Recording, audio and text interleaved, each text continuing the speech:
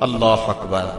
اللہ کے محبوب علیہ السلام نے مردوں کو عورتوں کے ساتھ اور عورتوں کو مردوں کے ساتھ حسن سلوک کرنے کی تلقین ارشاد فرمائی، اور آقا کریم نے جو آخری وصیت اپنی امت کو کی، اس کے بعد حضور علیہ السلام کا وصال ہو گیا۔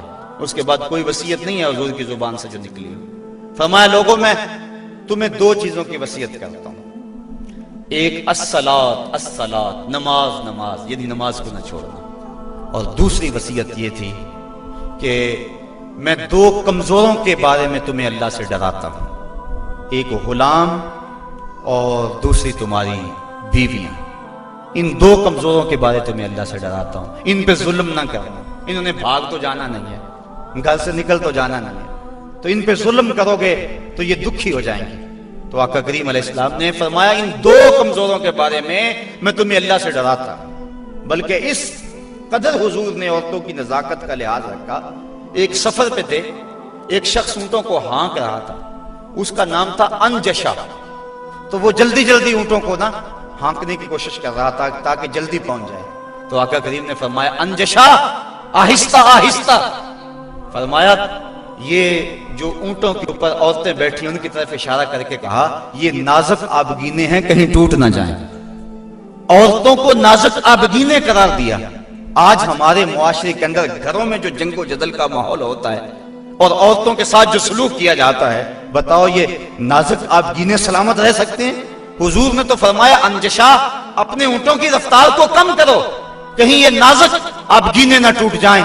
اور پھر سنو حضور نے کیا فرمایا، حبب الیہ من دنیاکم ثلاث، لوگوں تمہاری دنیا سے مجھے صرف تین چیزیں پسند ہیں۔ رنگ و نور سے سجی ہوئی یہ کائنات تمہیں مبارک ہو، یہ بزم کواکب کا نور، یہ افلاک، یہ زمین، یہ لہلہاتے ہوئے سبزے، یہ کائنات کا حسن، یہ کوس قزا کی رنگینیاں، یہ بہاروں کے رنگ، یہ پربتوں کی کتاریں، یہ مرغن غذائیں، یہ انواع و اقسام کے پھل، زندگی کا سارا حسن، یہ موسموں کا نور اور روشنی، سب کچھ تمہیں مبارک ہو۔ فرمایا مجھے تو صرف تمہاری دنیا سے صرف تین چیزیں پسند ہیں۔ یہ نہیں کہا میری دنیا سے، کہا تمہاری دنیا سے۔ بلکہ ایک حدیث کے لفظ حضور نے یوں فرمایا کہ میری مثال ایسے ہے تمہاری دنیا کے ساتھ جس طرح کوئی مسافر گزر رہا ہو اور راستے میں کوئی درخت ہو اور وہ چند لمحوں کے لیے اس کی چھاؤں میں بیٹھ جائے۔ تو کہا میں تو چند لمحوں کے لیے رکا ہوں، اور رک کے ایک ایک لمحہ انسان کو زندگی گزارنے کا راستہ بتا گئے ہیں۔ چند لمحوں کے لیے وہ ٹھہرے ہیں جس پیڑ کے نیچے، سنا ہے آج تک اس پیڑ کا سایہ مہکتا ہے، آج تک وہاں روشنیاں پھیلی ہوئی ہیں۔ تو کہا حبب الیہ من دنیاکم ثلاث، مجھے تمہاری دنیا سے صرف تین چیزیں پسند ہیں، الطیب والنساء وجعلت قرۃ عینی فی الصلاۃ، ایک خوشبو، دوسری منکوحہ عورتیں، اور تیسری میری آنکھوں کی ٹھنڈک نماز میں رکھی گئی ہے۔ تو صاحبو، میرے اور آپ کے آقا و مولا حضور نبی رحمت صلی اللہ علیہ وآلہ وسلم نے یہی ہمیں وصیتیں کی، عورتوں کے ساتھ اس نے سلوک کرنے کا، اور عورتوں کو حکم دیا کہ تم اپنے خامند کے ساتھ اس نے سلوک کرو۔ بلکہ فرمایا کہ اگر اللہ کے علاوہ کسی کو سجدہ جائز ہوتا تو میں بیوی کو حکم دیتا کہ وہ اپنے خامند کو سجدہ کیا کرے۔ عورت کو یہ بھی اذن نہیں ہے کہ وہ مرد کی اجازت کے بغیر گھر سے نکلے۔ اگر مرد پابند کرنا چاہے عورت کو ہمت نہیں ہے کہ نکلے، شریعت نے منع کیا۔ بلکہ حضور نے ارشاد فرمایا جب کوئی عورت مرد کی رضا اور اذن کے بغیر گھر سے باہر نکلتی ہے تو آسمانوں کے سارے فرشتے اس عورت پہ لعنتیں نازل کرتے ہیں، اور پھر جب وہ گزرتی ہے جن راہوں سے، انسانوں اور جنوں کے علاوہ باقی ہر درخت، ہر پتھر، ہر شے جو راستے میں آتی ہے اس عورت پہ لعنت بھیجتا ہے۔ تو عورت کو مرد کے اذن کے بغیر گھر سے نکلنے سے روکا گیا۔ اس کو کہا کہ تو گھر میں ٹھہری رہنا، تیری یہ وفا کا تقاضا ہے۔ اور جو دوسرے مرد کو حکم دیا گیا کہ تو نے اس کا خیال رکھنا ہے، جو خود کھائے اس کو کھلائے، جو خود پہنے اس کو پہنائے، اگر کوئی نوبت تکرار اور لڑائی کی آ جائے اس کے چہرے پہ نہیں مارنا۔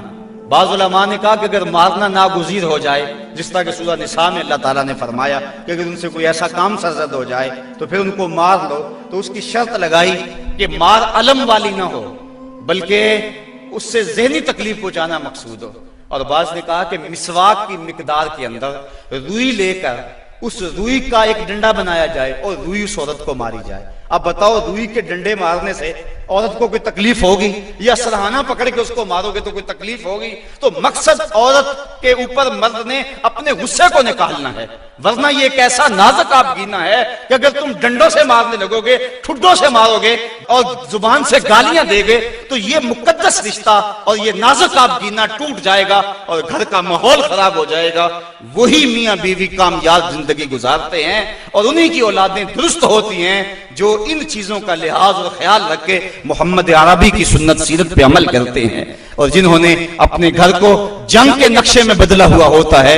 वक्ती तौर पे वो रोब झाड़ भी लें, लेकिन उनकी जिंदगी के अंदर हुस्न और तमानियत नहीं होता। तो आज मैंने इस नशस्त के अंदर ये चंद बातें आपके सामने रखी।